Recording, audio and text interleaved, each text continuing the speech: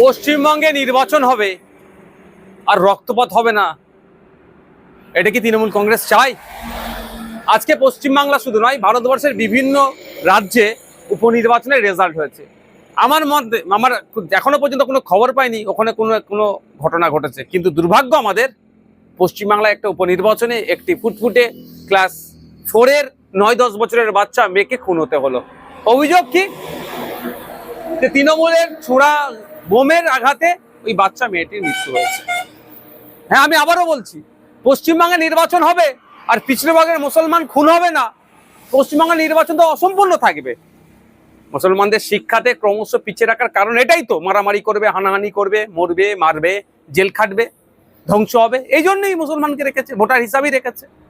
মারামারি করার জন্য লাঠিয়াল হিসাবে বানিয়ে রেখেছে, মানুষদেরকে করার চেষ্টা করছেন। আমরা যারা এর বিরুদ্ধে কথা বলি ওই জন্য আমাদেরকে দোষারোপ করা হয়।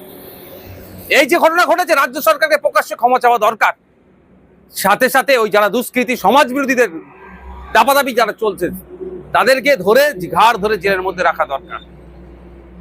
আমি ওই পরিবারকে সমবেদনা জানাই এবং গভীর উদ্বেগের সাথে বলছি, আমার পশ্চিমবাংলা কোন দিকে এগিয়ে যাচ্ছে।